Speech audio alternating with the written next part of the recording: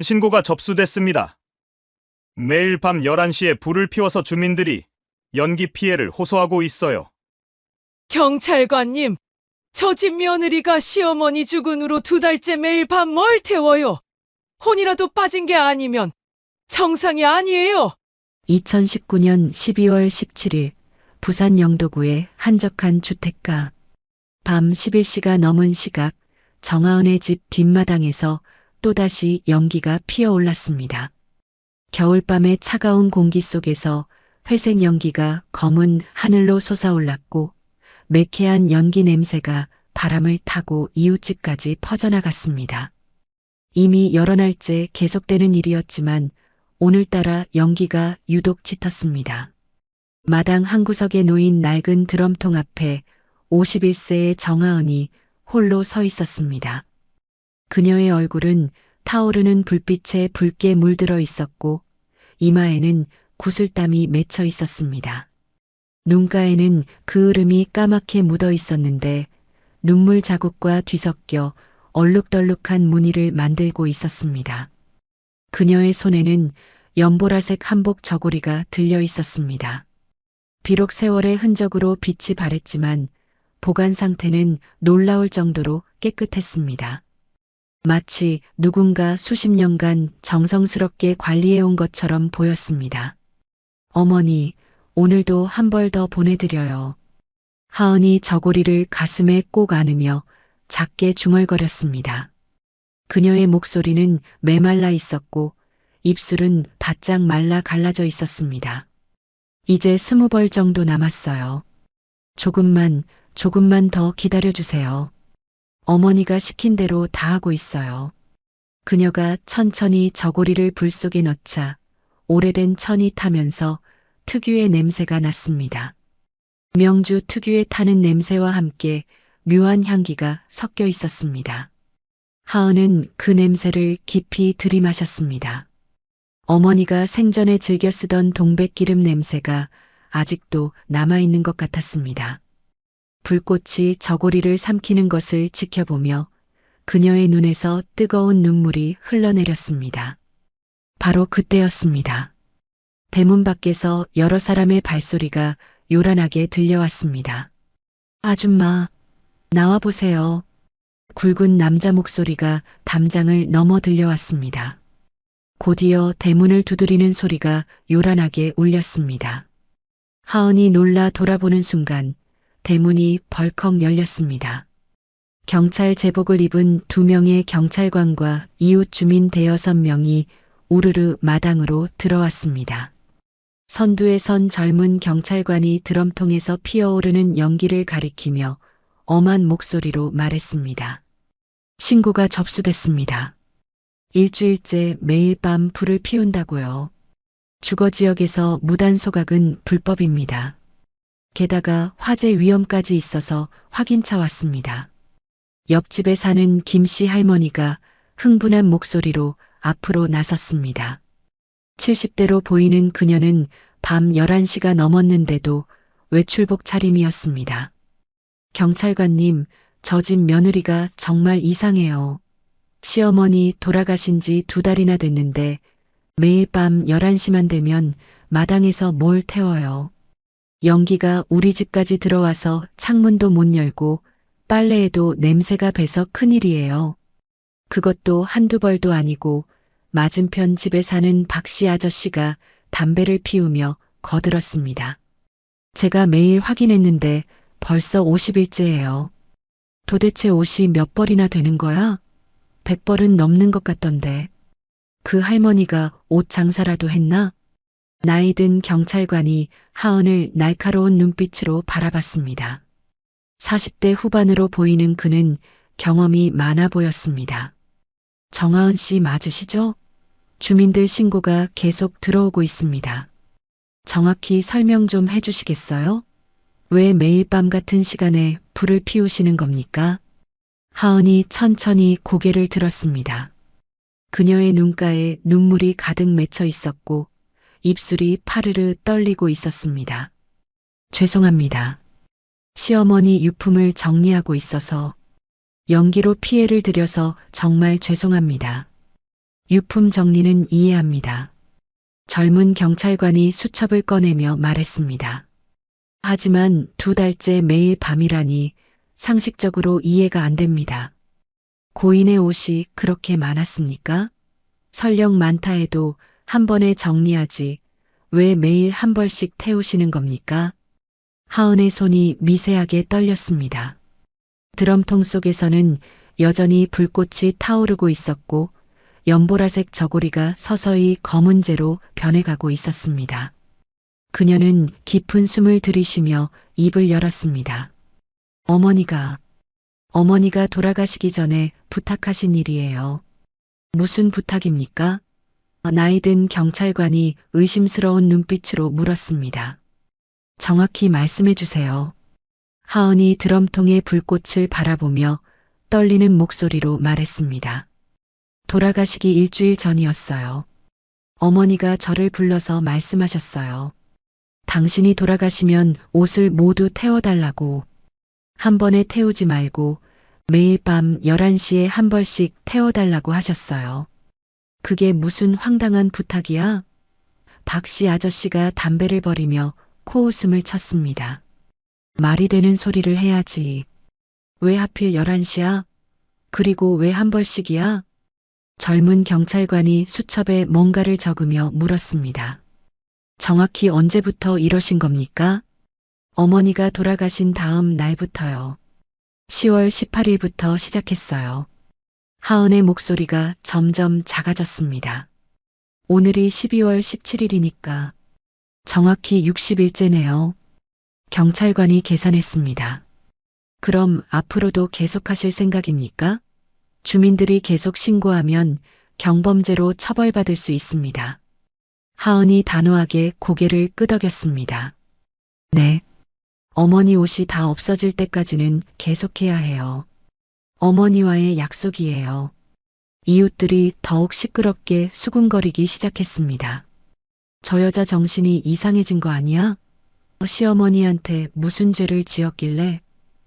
뭔가 숨기는 게 분명해. 정상이 아니야.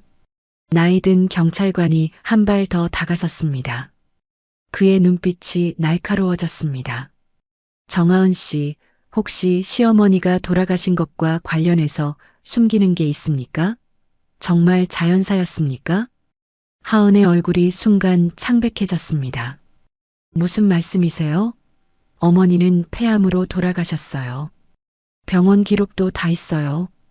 그럼 왜 이런 이상한 행동을 하시는 겁니까? 경찰관이 추궁했습니다. 상식적으로 이해가 안 됩니다. 하은의 눈에서 눈물이 뚝뚝 떨어졌습니다. 믿기 어려우시겠지만 이유가 있어요. 정말로 이유가 있어요. 그 이유가 뭡니까?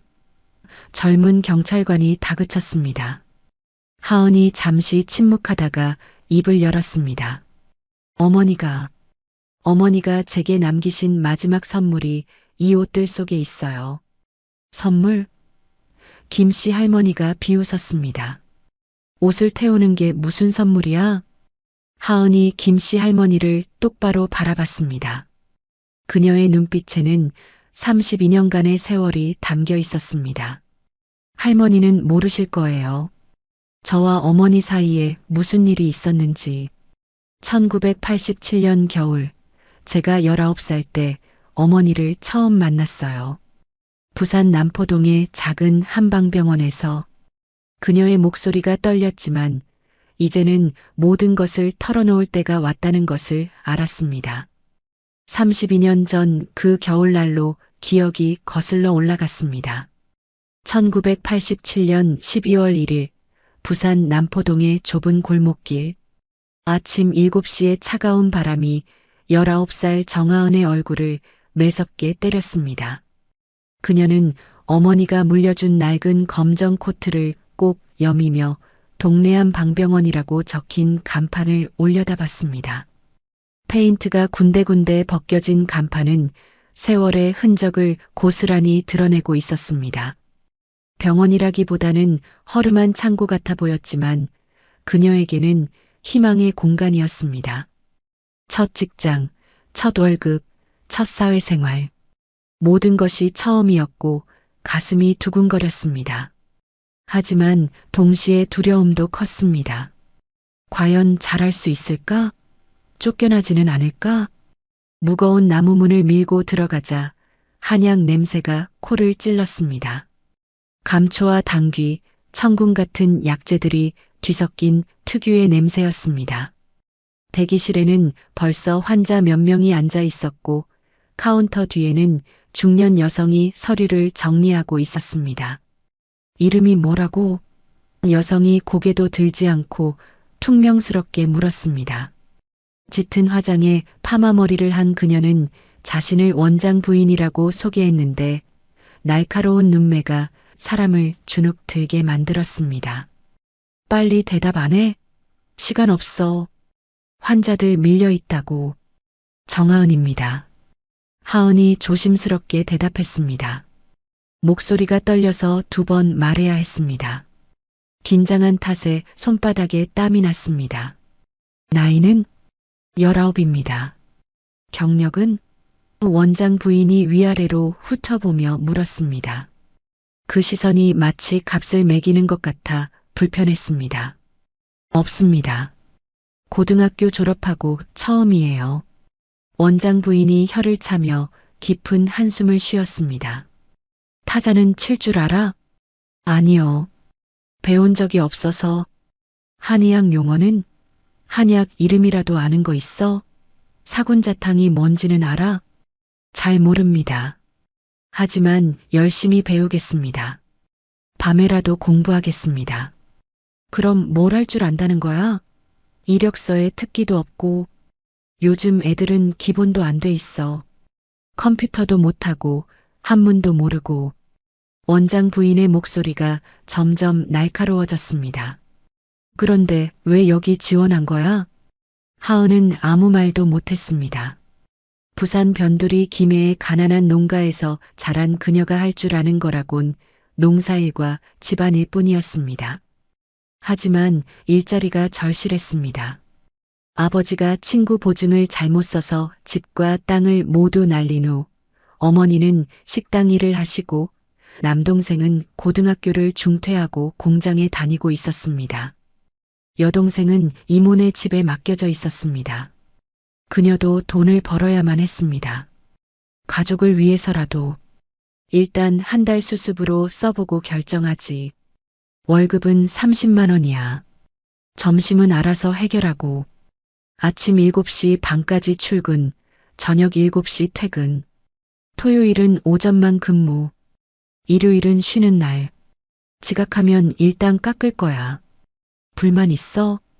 원장 부인이 차갑게 말했습니다. 30만 원.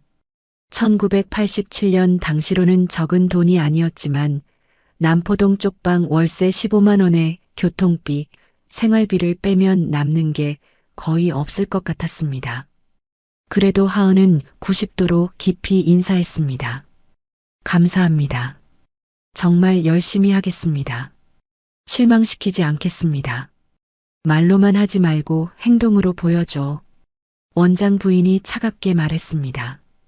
일단 탕전실부터 청소해. 걸레랑 대걸레는 창고에 있어. 첫날부터 일은 상상 이상으로 힘들었습니다. 아침에는 병원 전체를 청소해야 했습니다. 대기실, 진료실, 탕전실, 화장실까지. 바닥을 닦고 유리창을 닦고 약장을 정리하는 일이 끝나면 벌써 진료 시간이었습니다. 환자들의 차트를 정리하고 약재를 분류하고 처방전을 베껴 쓰고 전화를 받고 약 봉투를 만들고 일은 끝이 없었습니다. 한의학 용어들은 외계어처럼 어려웠습니다. 귀비탕, 보중이끼탕, 팔물탕. 이름도 생소한 처방들이 수십 가지였고 처방전에 적힌 한자는 하나도 읽을 수가 없었습니다.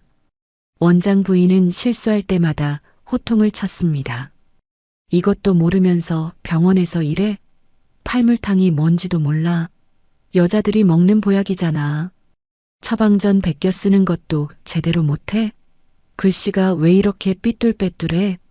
환자들도 신입인 그녀를 무시하기 일쑤였습니다.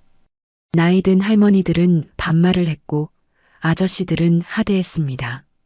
아가씨, 이것도 모르면서 병원에서 일해? 처방전도 못 읽으면서? 원장님 어디 계시냐고 물어봤잖아. 귀가 먹었어? 빨리 대답해. 하루 종일 시달리다 보니 점심시간이 되어도 밥맛이 없었습니다. 아니, 사실은 점심을 먹을 돈이 아까웠습니다. 한 달 월급 30만 원에서 방세 15만 원을 빼면 15만 원. 하루 5천 원으로 살아야 했는데 점심값 1,000원도 아꼈습니다. 그 돈이면 저녁에 라면 3개를 살 수 있었으니까요. 아침은 늘 굶었고 점심도 굶고 저녁에만 라면 1개나 김밥 1줄로 때웠습니다. 그렇게 일주일이 지난 12월 8일 화요일, 하은은 여느 때처럼 점심시간에 수돗물만 마시고 있었습니다. 탕전실 구석에 쪼그리고 앉아서 찬물로 배를 채우고 있었는데 배에서 계속 꼬르륵 소리가 났습니다. 아침도 걸은 터라 어지러움까지 느껴졌지만 참을만 했습니다. 어려서부터 배고픔에는 익숙했으니까요. 아버지가 망하기 전에도 넉넉하지는 않았고 하루 한 끼 먹는 날도 많았습니다. 아가씨, 점심 안 먹어?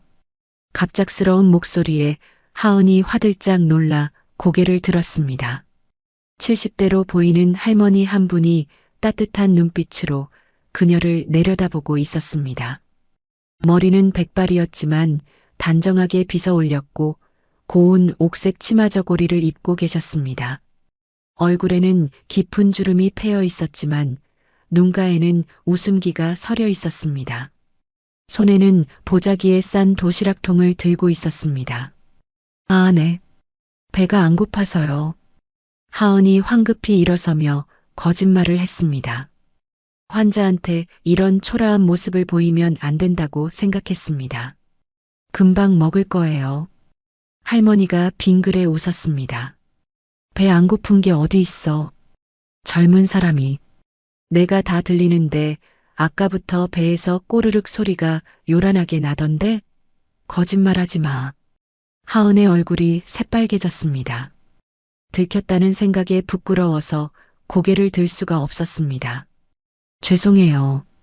제가 시끄럽게 해서 미안할 게 뭐 있어.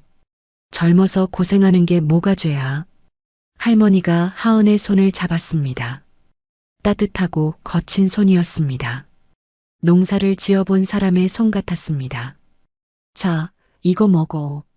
할머니가 보자기를 풀어 도시락통을 열었습니다. 따뜻한 김밥 2줄이 가지런히 놓여 있었습니다. 단무지의 노란색, 시금치의 초록색, 계란의 노란색이 조화를 이루고 있었습니다. 오늘 아침에 만들었는데 너무 많이 만들었어. 혼자 못 먹으니까 같이 먹자. 나도 점심 아직이거든. 아니에요, 괜찮아요. 할머니 드세요. 저는 정말 괜찮아요. 하은이 손사래를 쳤습니다. 하지만 속으로는 너무나 먹고 싶었습니다. 김밥 냄새가 너무 좋아서 침이 고였습니다. 괜찮긴 뭐가 괜찮아. 음식 남겨서 버리는 게 더 죄야. 어서 받아. 할머니가 김밥을 하은의 손에 강제로 쥐어줬습니다. 내가 먹어보라고 하면 먹는 거야. 어른 말 안 들을 거야? 안 먹으면 섭섭해할 거야. 김밥을 받아든 순간 하은의 눈에 눈물이 핑 돌았습니다. 따뜻한 김밥에서 나는 참기름 냄새, 단무지와 시금치, 계란지단 냄새가 코끝을 자극했습니다. 언제 마지막으로 제대로 된 김밥을 먹어봤는지 기억도 나지 않았습니다. 아마 엄마가 만들어준 김밥이 마지막이었을 겁니다. 그것도 3년 전 일이었습니다. 고맙습니다. 정말 고맙습니다. 할머니, 하은이 떨리는 목소리로 말했습니다. 눈물이 뚝뚝 떨어졌습니다. 너무 감사해서, 너무 따뜻해서 눈물이 멈추지 않았습니다. 울기는 왜 울어? 김밥 하나 가지고 먹으면서 울면 체해. 할머니가 하은의 등을 토닥였습니다. 천천히 먹어. 많이 있으니까. 하은이 김밥을 한 입 베어 물자 입안에 고소한 맛이 퍼졌습니다. 너무 맛있어서 또 눈물이 났습니다. 정성스럽게 만든 음식이라는 걸 한 입에 알 수 있었습니다. 밥알 하나하나가 적당히 간이 되어 있었고 속 재료도 푸짐했습니다. 할머니는 그런 하은을 흐뭇하게 바라보며 자신도 김밥을 먹기 시작했습니다. 천천히 먹어. 목 멜라. 물도 마시면서 먹어. 너무 맛있어요. 진짜 너무 맛있어요.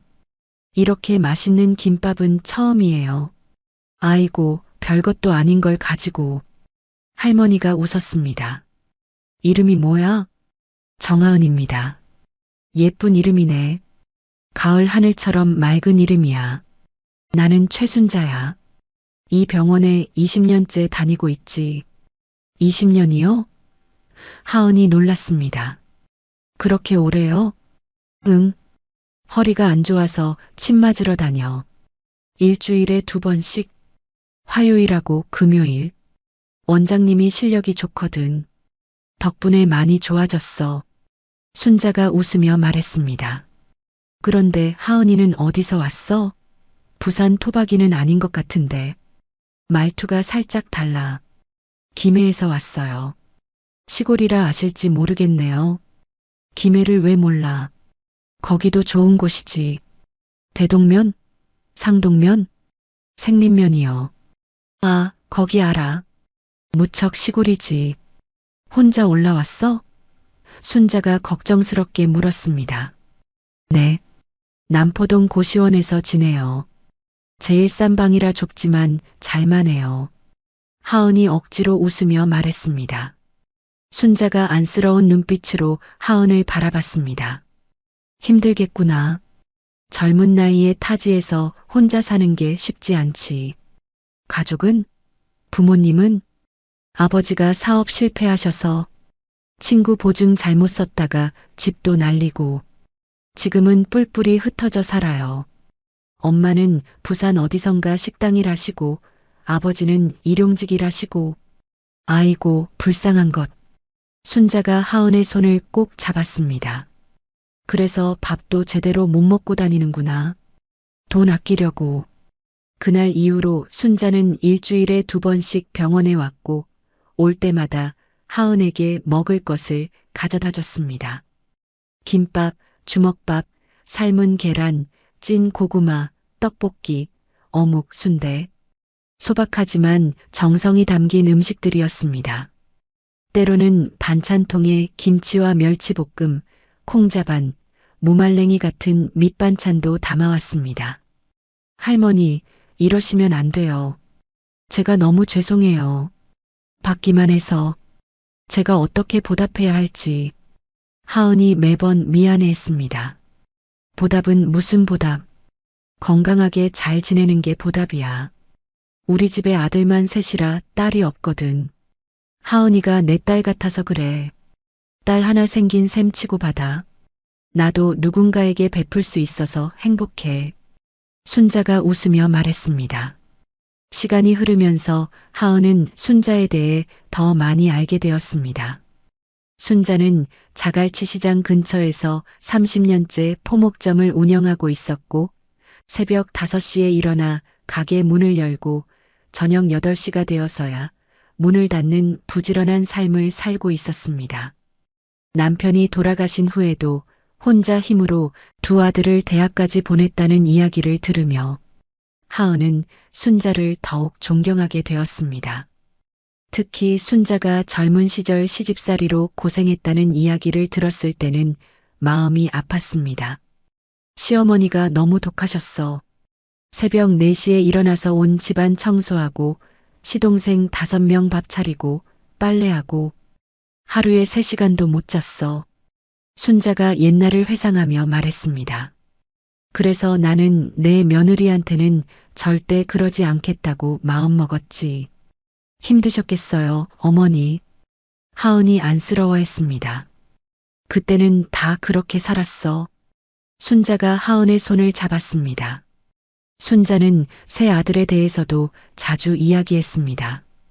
큰아들 민수는 서울대 경영학과 나와서 삼성에 다니고 둘째 민철은 부산대 무역학과 나와서 무역회사 차렸고 막내 민호는 고등학교만 나왔지만 제일 착해요. 손자가 아들 자랑을 할 때면 얼굴에 행복이 가득했습니다. 학벌은 막내가 제일 못하지만 효도는 제일 많이 해. 매주 토요일마다 와서 집안일도 도와주고 월급날마다 용돈도 갖다 주고 1988년 2월에 어느 토요일 오후 하은이 병원 대기실 청소를 마치고 약재를 정리하고 있을 때 한 청년이 병원으로 들어왔습니다. 키가 175cm 정도의 마른 체격, 검은 뿔테 안경을 쓴 단정한 인상의 청년이었습니다. 깔끔한 와이셔츠에 감색 바지를 입은 그는 조심스럽게 주변을 둘러보다가 하은을 발견하고 다가왔습니다. 안녕하세요. 혹시 정하은 씨 맞으시죠? 청년이 정중하게 인사했습니다. 네, 저를 어떻게... 하은이 놀라서 대답했습니다. 처음 보는 남자가 자신의 이름을 아는 것이 당황스러웠습니다. 저는 최순자 어머니 아들 강민호입니다. 어머니가 하은 씨 이야기를 많이 하셔서요. 착하고 예쁜 아가씨라고 늘 자랑하세요. 민호가 수줍게 웃었습니다. 오늘 어머니 모시러 왔는데 어머니가 잠깐 기다리고 있으라고 하시네요. 일부러 그러신 것 같아요. 그제야 하은은 순자의 의도를 알아차렸습니다. 얼굴이 빨개진 하은은 어쩔 줄 몰라 했습니다. 아, 그러셨군요. 부담스러우시면 그냥 모른 척 해주세요. 어머니가 워낙 하은 씨를 좋아하셔서 민호가 미안한 듯 말했습니다. 그것이 두 사람의 첫 만남이었습니다. 순자는 일부러 진료 시간을 늦추고 두 사람이 대화할 시간을 만들어줬습니다. 처음에는 어색한 침묵이 흐르다가 민호가 먼저 입을 열었습니다. 어머니가 하은 씨를 친딸처럼 아끼시더라고요. 착하고 성실하다고 늘 칭찬하세요. 한방병원에서 일하는 게 힘든데도 불평 한마디 없다고. 할머니가 저한테 너무 잘해주셔서 오히려 제가 감사하죠. 제가 힘들 때 유일하게 도와주신 분이에요. 하은이 얼굴을 붉히며 대답했습니다. 혹시 시간 되시면 다음 주에 차 한잔 하실래요? 민호가 조심스럽게 물었습니다. 부담스러우시면 거절하셔도 됩니다. 아니에요.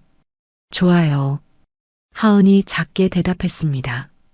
사실 민호의 첫인상이 나쁘지 않았습니다. 예의 바르고 진실해 보였습니다. 그렇게 시작된 만남은 점점 진지해졌습니다. 민호는 매주 토요일 오후마다 하은을 찾아왔고 두 사람은 남포동의 작은 다방에서 차를 마시며 이야기를 나눴습니다. 때로는 용두산 공원을 산책하기도 했고 자갈치 시장을 구경하기도 했습니다. 민호는 과묵했지만 따뜻한 사람이었고 하은의 어려운 처지를 이해하고 배려해줬습니다. 하은 씨, 혼자 사는 게 많이 힘드시죠? 고시원이 너무 좁다고 들었어요. 민호가 걱정스럽게 물었습니다. 익숙해져서 괜찮아요. 어머니 덕분에 잘 지내고 있어요. 가끔 반찬도 주시고 김치도 주시고 제가 도울 수 있는 일이 있으면 말씀해 주세요. 어머니가 하은 씨를 가족처럼 생각하시니까 저도 그렇게 생각하고 싶어요. 6개월의 교제 끝에 민호가 청혼했습니다. 1988년 8월 15일 광복절이었습니다.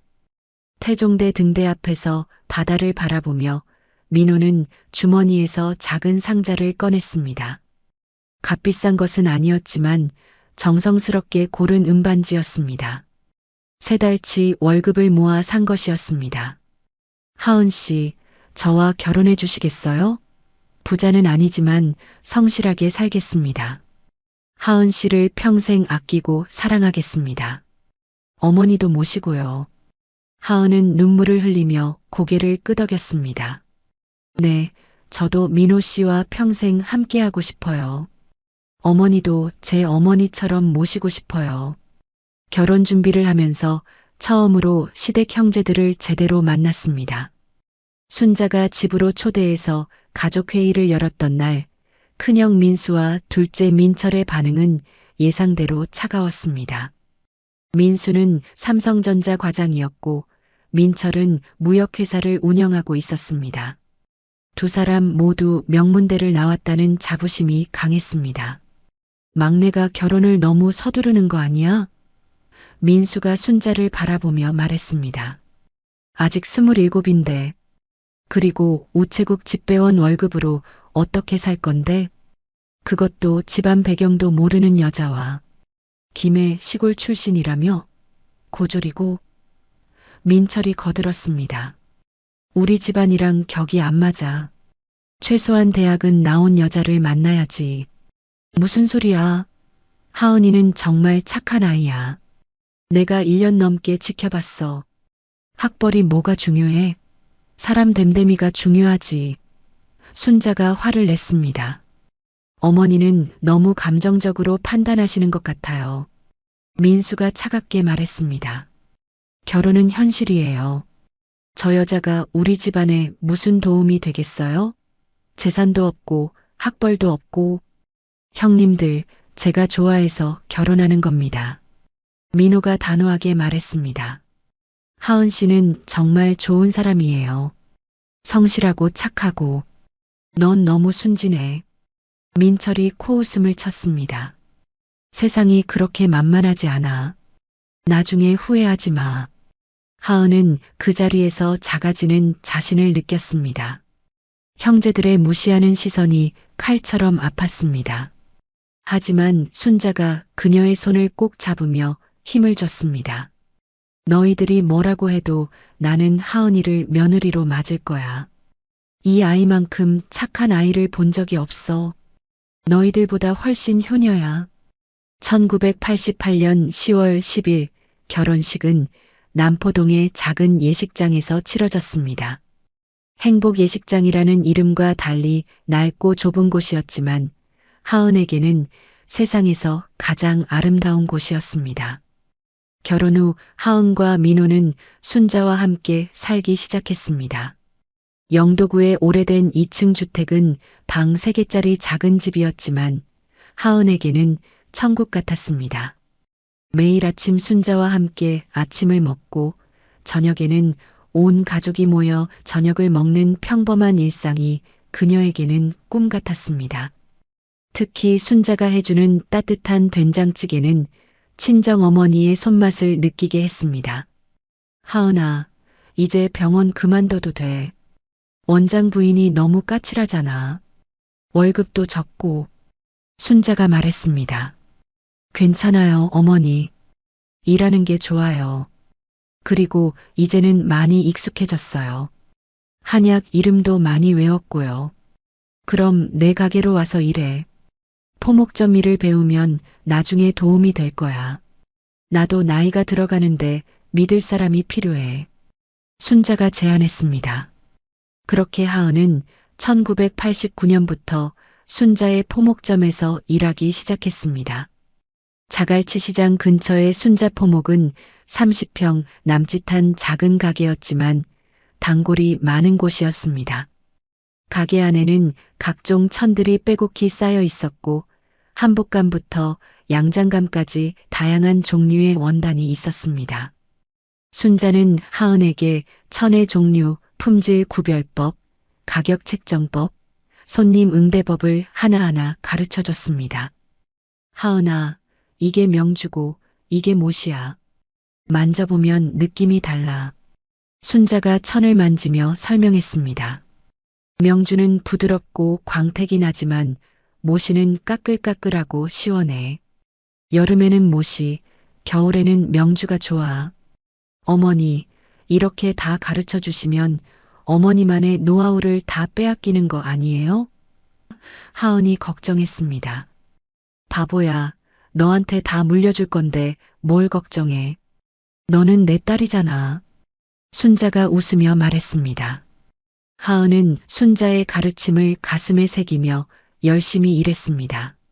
손재주가 좋았던 하은은 금세 바느질도 배웠고 한복 수선도 할 수 있게 되었습니다.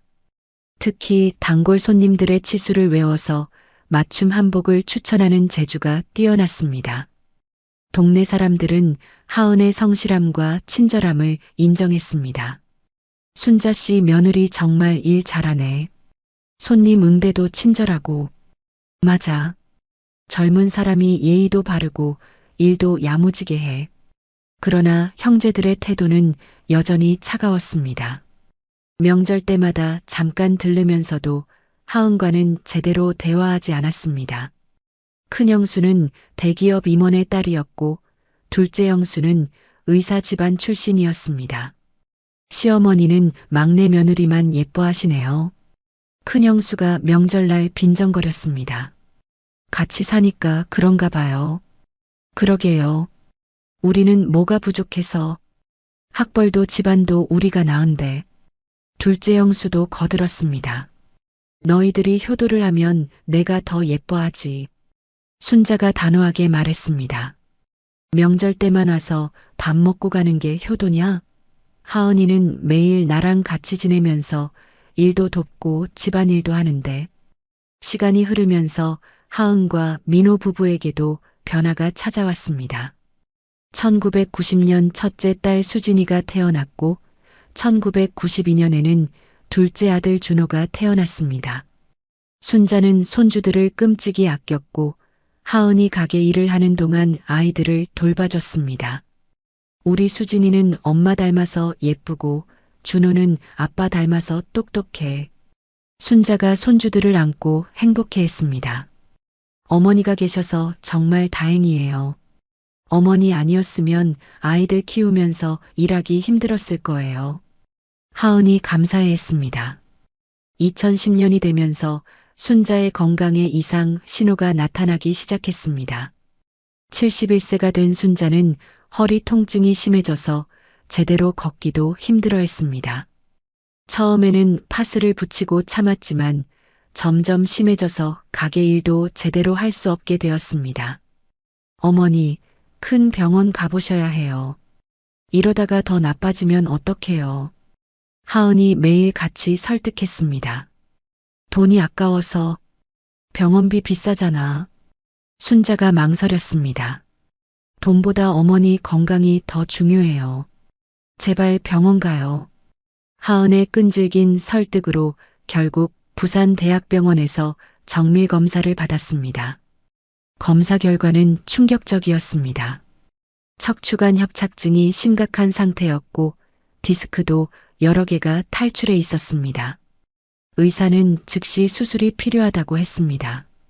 수술하지 않으면 하반신 마비가 올 수도 있습니다. 의사가 엄중하게 말했습니다. 수술비가 얼마나 되나요? 하은이 떨리는 목소리로 물었습니다. 전체 비용은 800만 원 정도 예상됩니다.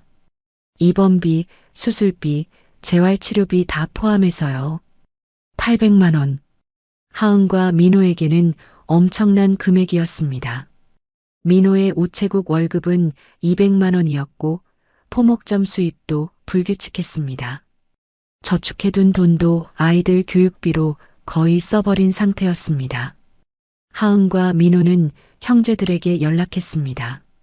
형, 어머니 수술비를 3등분해서 부담하면 어떨까?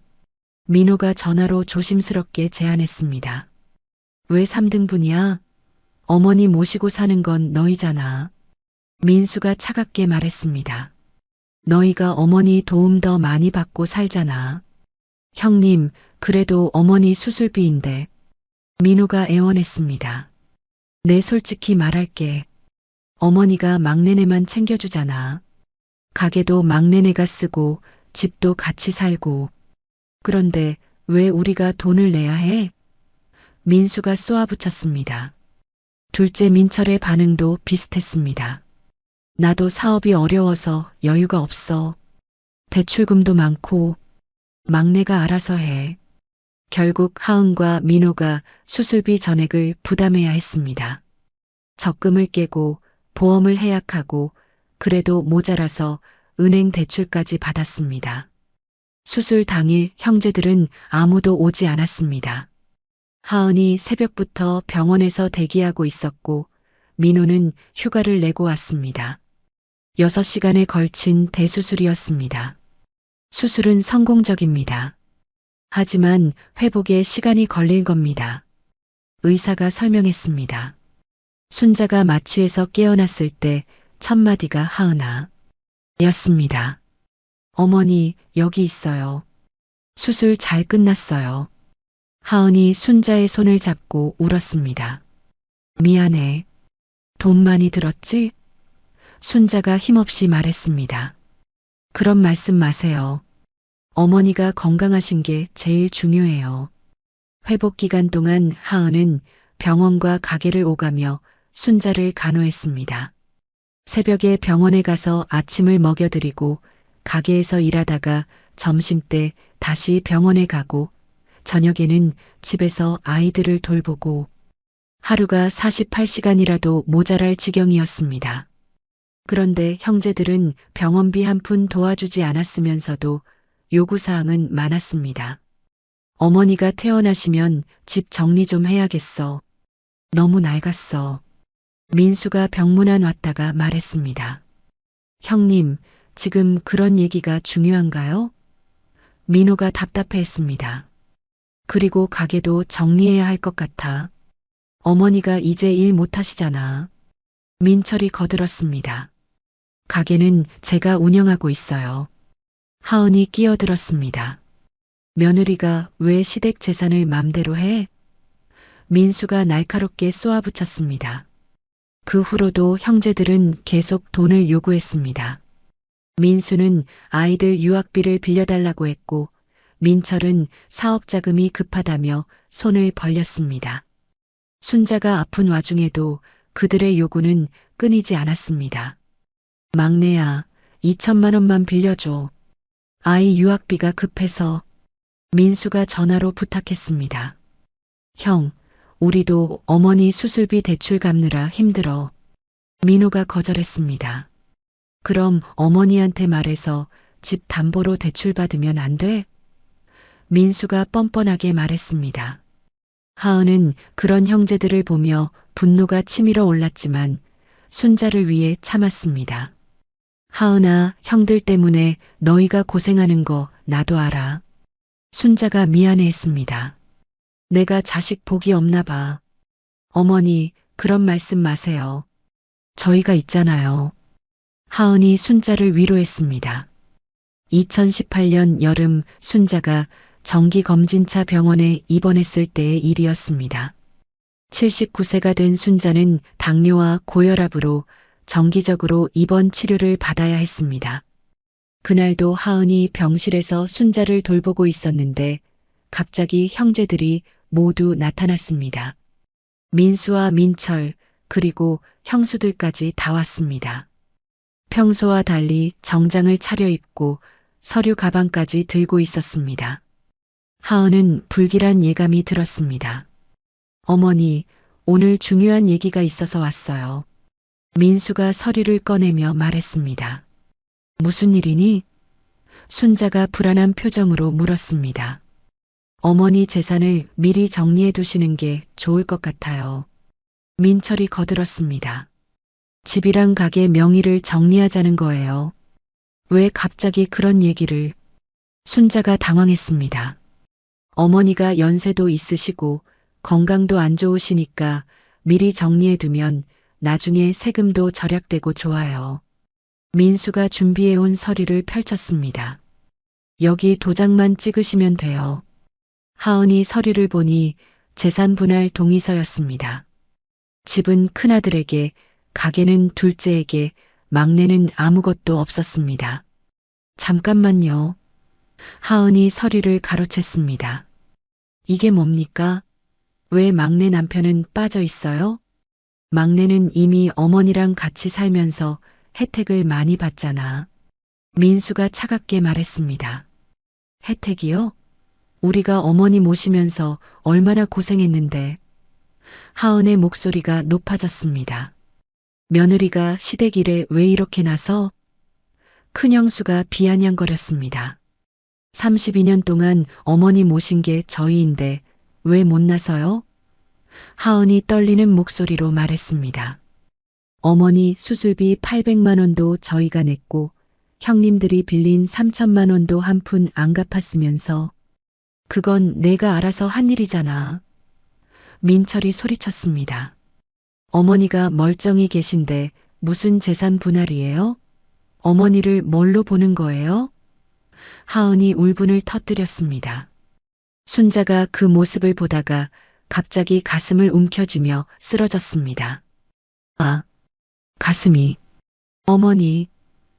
하은이 급히 간호사를 불렀습니다. 의료진이 달려와 응급처치를 했습니다. 순자는 급성 스트레스로 인한 협심증 발작이었습니다. 형제들은 그제야 당황하며 물러났습니다. 순자가 쓰러진 후 중환자실로 옮겨졌습니다. 의사는 극심한 스트레스로 인한 심장 발작이었다고 설명했습니다. 다행히 생명에는 지장이 없었지만 앞으로 절대 흥분하거나 스트레스를 받으면 안 된다고 경고했습니다. 형제들은 어머니가 쓰러지자 슬그머니 병원을 빠져나갔습니다. 자신들이 저지른 일에 대한 죄책감은 전혀 없어 보였습니다. 어머니. 하은이 중환자실 유리창 너머로 순자를 바라보며 울었습니다. 산소호흡기를 한 채 누워있는 시어머니의 모습이 너무 안쓰러웠습니다. 제가 막았어야 했는데, 미리 눈치채고 형님들을 막았어야 했는데, 당신 잘못이 아니야. 민호가 아내를 위로했습니다. 형들이 너무한 거지.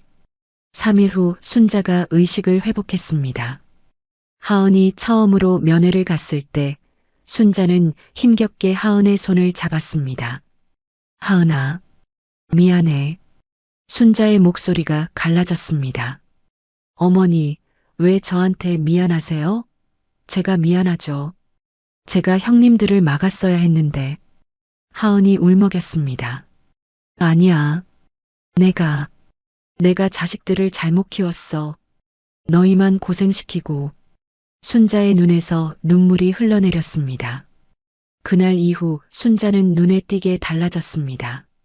처음에는 단순한 우울증인 줄 알았습니다. 말수가 줄고 밥도 잘 먹지 않고 하루 종일 멍하니 앉아있는 날이 많아졌습니다. 하은이 아무리 말을 걸어도 대답이 없을 때가 많았습니다. 어머니, 제가 된장찌개 끓였어요. 어머니 좋아하시는 거. 하은이 밥상을 차려왔습니다. 순자는 멍하니 창밖만 바라봤습니다. 어머니, 밥 드셔야죠. 하은이 걱정스럽게 순자를 흔들었습니다. 하은이 왔구나. 밥은 아까 먹었는데. 순자가 혼란스러운 표정을 지었습니다. 아까가 언제인데요? 아침부터 아무것도 안 드셨잖아요. 하은은 불안한 마음에 순자를 다시 병원에 데려갔습니다. 신경과 검사 결과는 충격적이었습니다. 혈관성 치매 초기 증상입니다. 의사가 진단했습니다.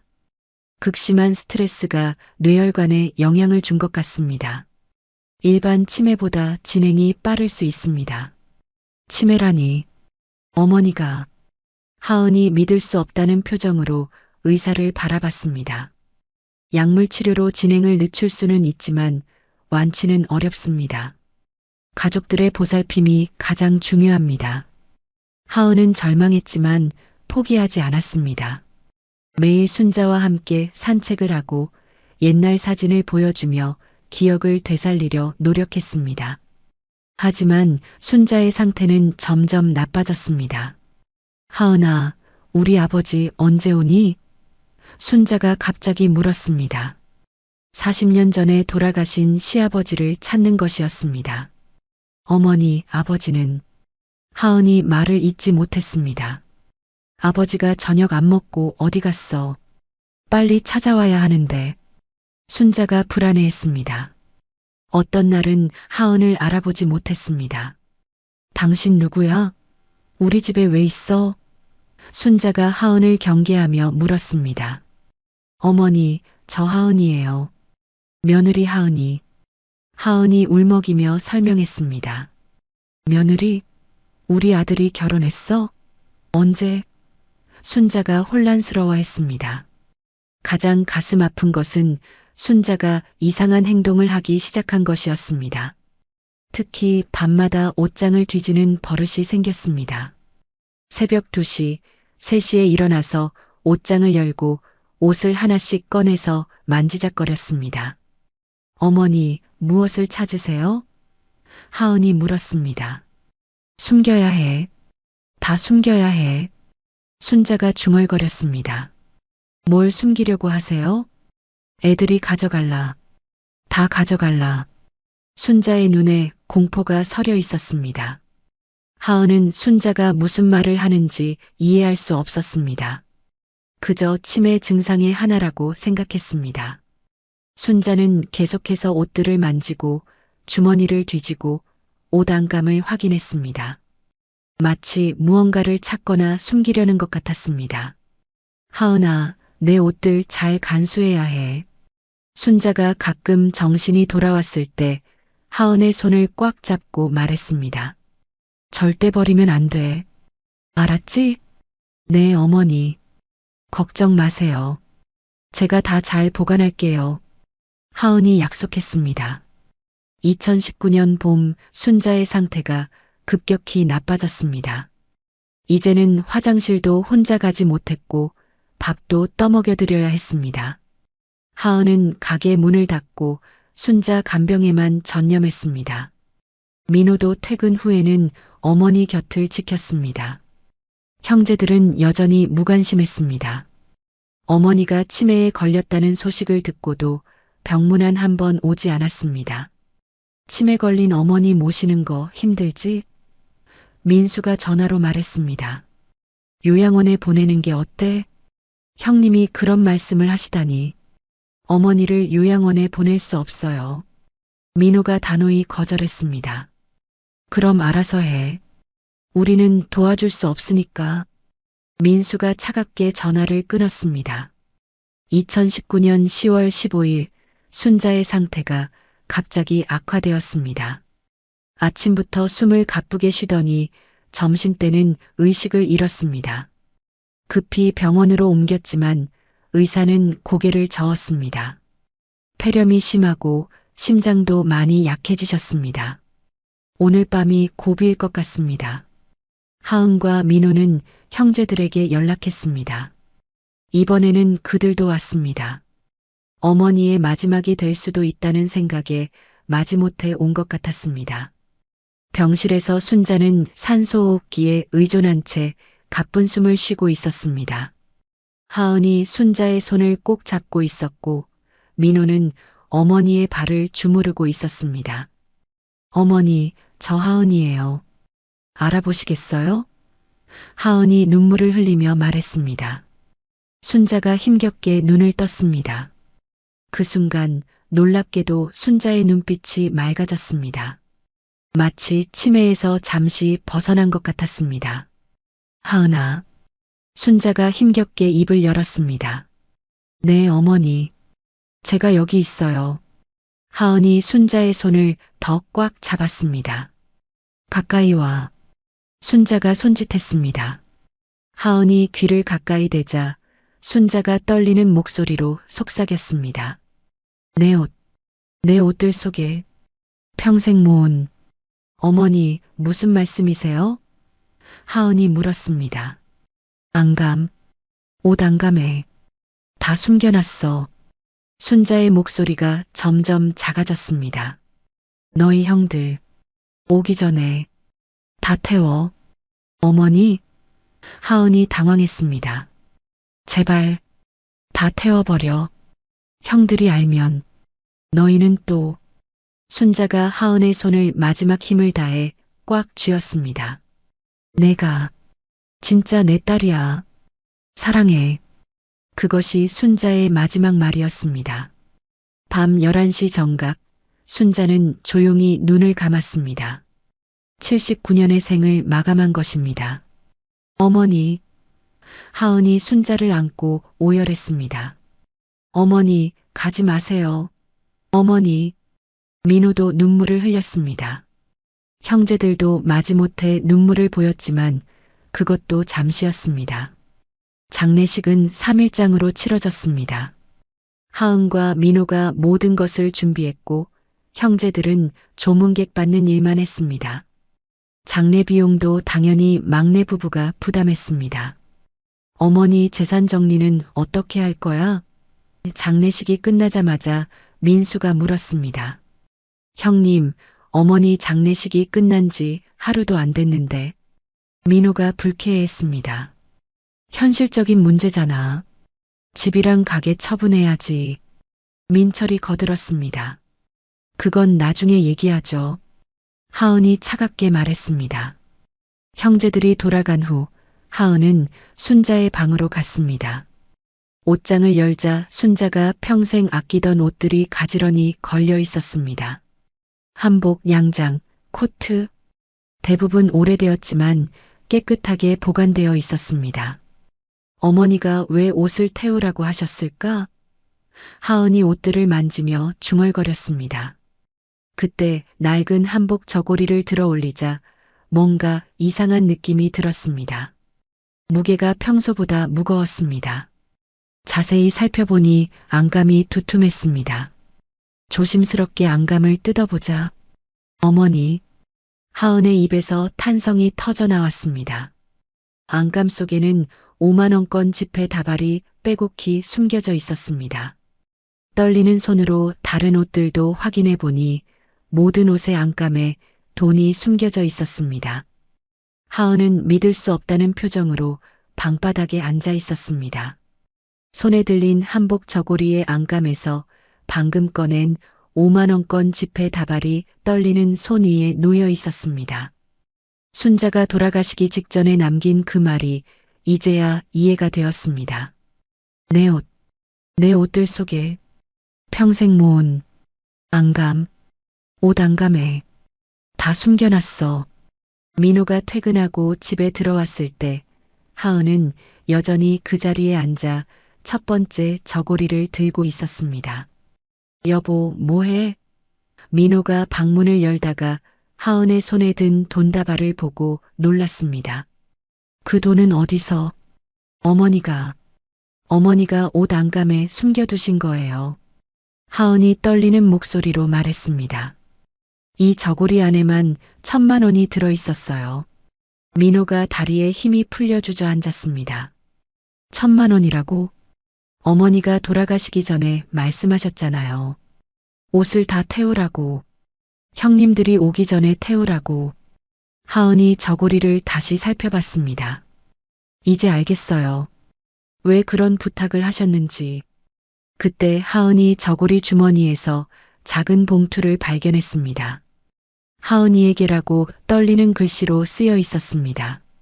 봉투를 열자 편지가 나왔습니다. 순자가 치매 초기에 정신이 맑을 때 쓴 것 같았습니다. 우리 하은이에게 이 편지를 읽고 있다면 나는 이미 하늘나라에 갔겠지. 미안해. 너무 미안해. 너희한테만 짐을 지워서. 하은아, 내가 너를 처음 봤을 때부터 알았어. 이 아이가 내 진짜 딸이구나. 피 한 방울 섞이지 않았지만 너만큼 나를 사랑해준 사람은 없었어. 32년 동안 한 번도 불평하지 않고 한 번도 힘들다고 하지 않고 묵묵히 나를 돌봐줬지. 큰아들과 둘째는 겉으로는 번듯하지만 속은 텅 비었어. 돈과 체면만 아는 놈들이야. 내가 잘못 키웠어. 너무 공부만 시키고 출세만 바라고 정작 사람 되는 법은 안 가르쳤나 봐. 내가 젊어서부터 조금씩 모은 돈이야. 아버지 몰래, 아들들 몰래 숨겨둔 돈. 포목점 하면서 30년 넘게 한 푼, 두 푼 모았어. 다 너희를 위해 모은 거야. 옷마다 얼마나 들어있는지는 나도 정확히 몰라. 치매가 오면서 기억이 흐릿해졌거든. 하지만 적지 않을 거야. 옷장에 있는 모든 옷을 확인해봐. 한복, 양장, 코트, 심지어 속옷까지도. 절대로 형들한테는 알리지 마. 내가 남긴 거라고 하지 마. 그놈들은 한 푼도 받을 자격이 없어. 너희가 복권에 당첨됐다고 해. 아니면 사업이 잘 됐다고 해. 무슨 핑계를 대서라도 이 돈이 너희 것이 되게 해. 내가 죽으면 내 옷들을 태워줘. 매일 밤 11시에 한 벌씩 태워. 태우기 전에 안감을 꼭 확인해. 돈을 빼내고 빈옷만 태워. 형들이 의심하지 않게 유품 정리한다고 해. 하은아, 치매 때문에 너를 알아보지 못할 때도 있었지? 미안해. 하지만 내 마음 깊은 곳에서는 항상 너를 기억하고 있었어. 내 딸, 내 진짜 딸. 민호야, 너는 형들과 달리 착한 아들이었어. 하은이를 아내로 맞은 건 내 인생 최고의 선택이었어. 하은이를 끝까지 사랑하고 아껴줘. 하은아, 고마워. 정말 고마워. 너 덕분에 내 인생이 행복했어. 사랑해. 2019년 3월 정신이 맑을 때 엄마가 편지를 읽는 하은의 눈에서 눈물이 쏟아졌습니다. 어머니, 어머니. 민호도 편지를 읽고 울었습니다. 어머니가 이렇게까지 어머니 말대로 해야 해요. 하은이 눈물을 닦으며 말했습니다. 매일 밤 옷을 한 벌씩 확인하고 태워야 해요.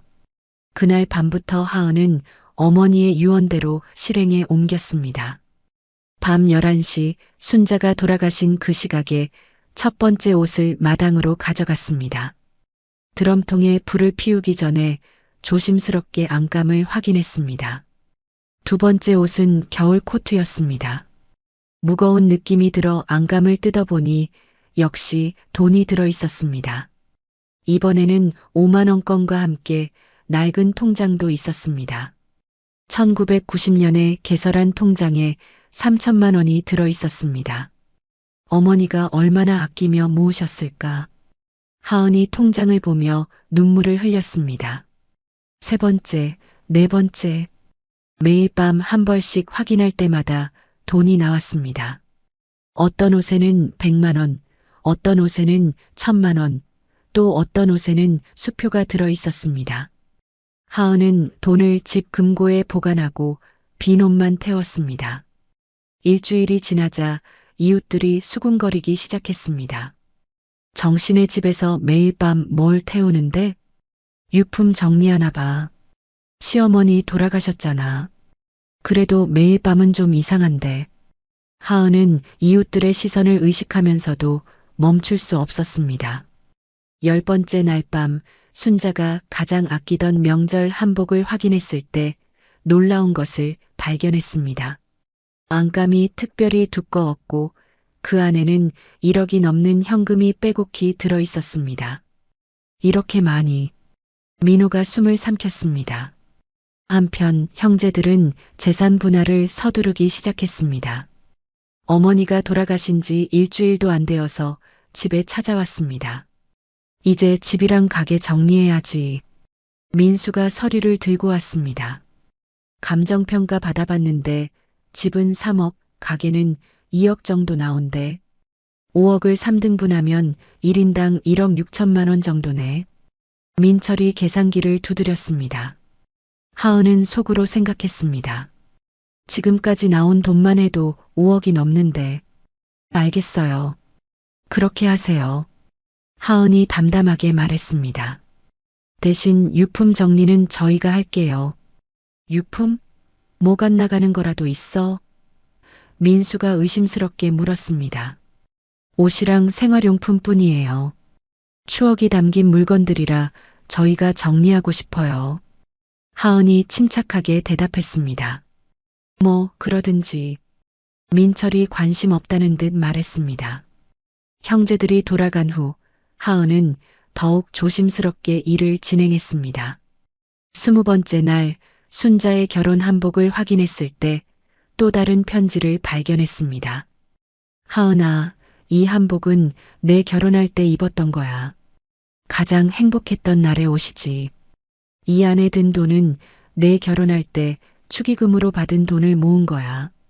32년 전 내가 우리 며느리가 된 그날이 내 인생 두 번째로 행복한 날이었어. 한 달이 지났을 때 하은이 확인한 돈은 이미 10억을 넘어섰습니다.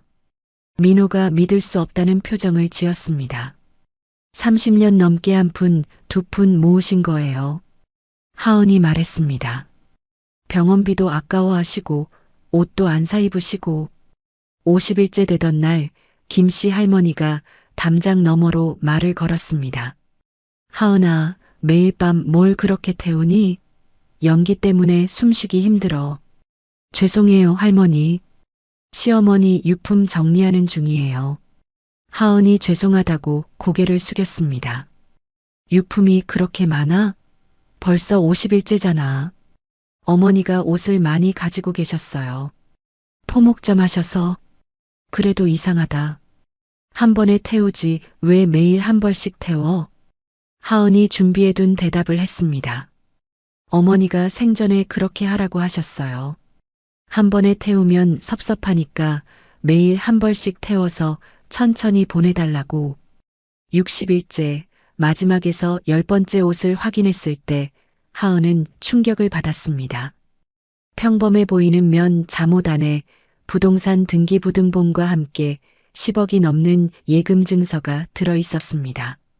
순자가 아무도 모르게 투자해둔 땅이 개발되면서 큰 돈이 된 것이었습니다. 70벌의 옷을 모두 확인한 결과 총액은 32억 7천만 원이었습니다. 순자가 평생 포목점을 하면서 한 푼, 두 푼 모은 돈이었습니다.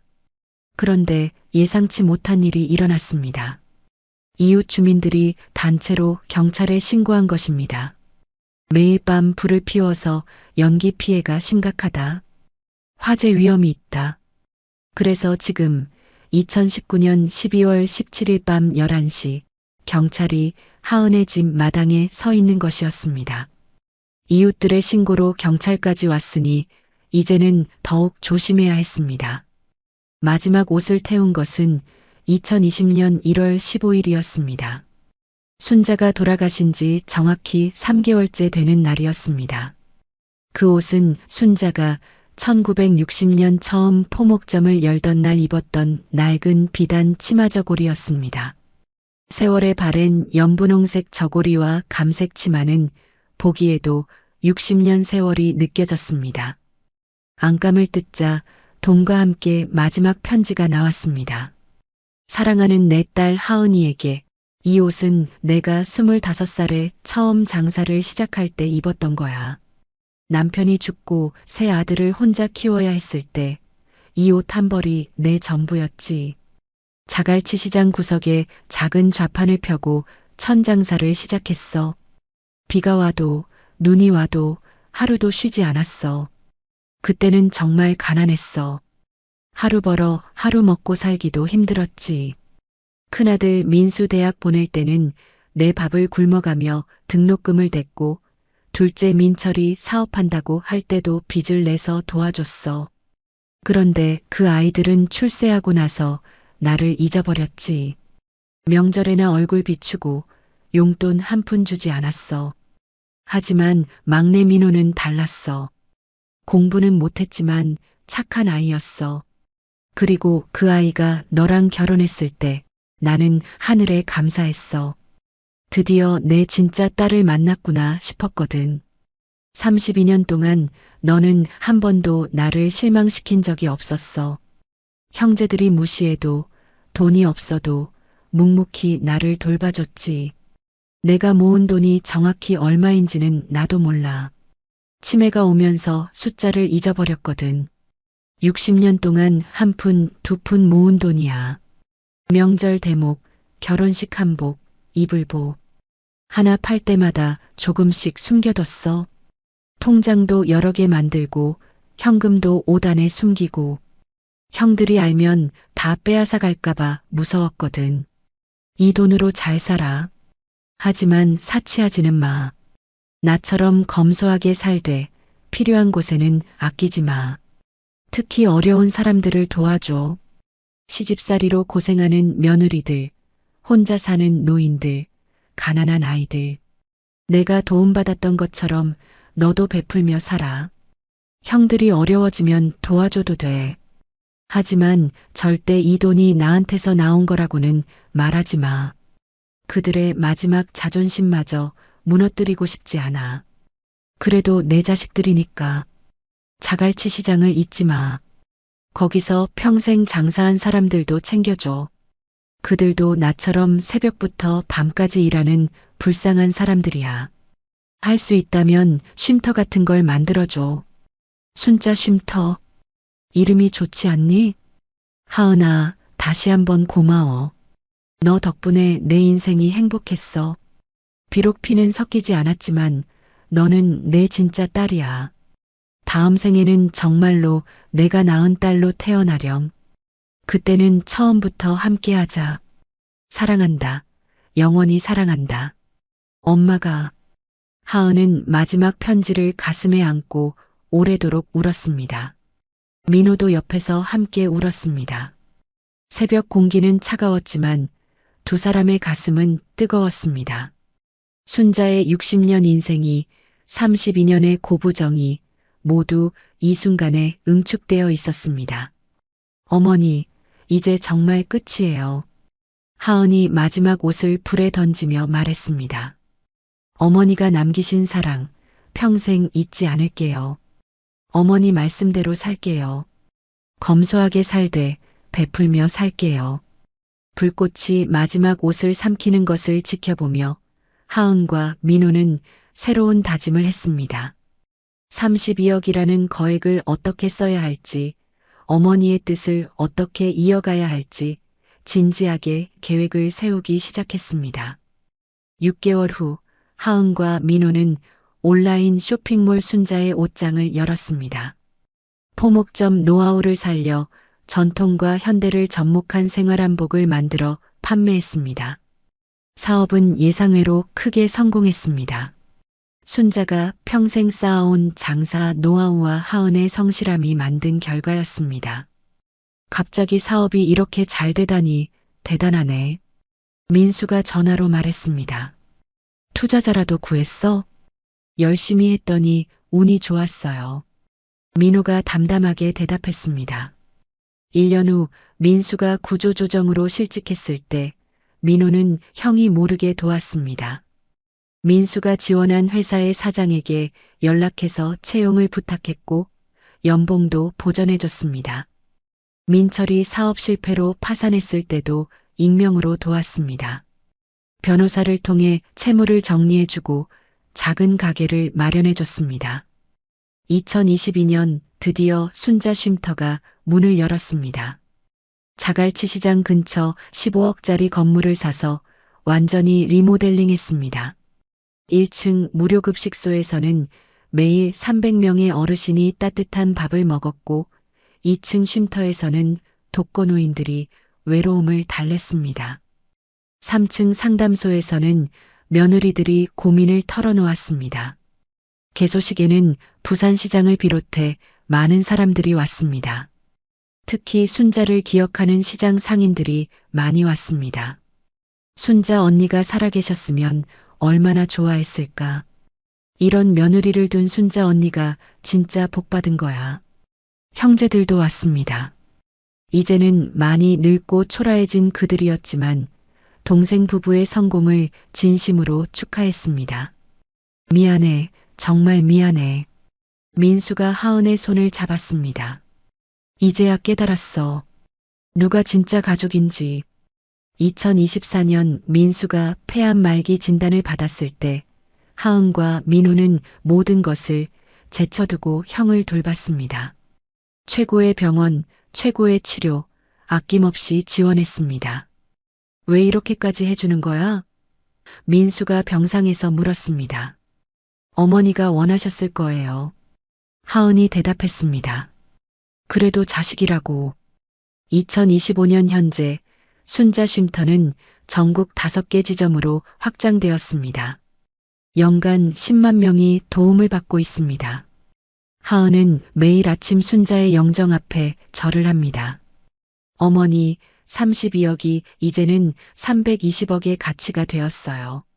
모두 어머니 덕분이에요. 그리고 2019년 겨울밤을 떠올립니다.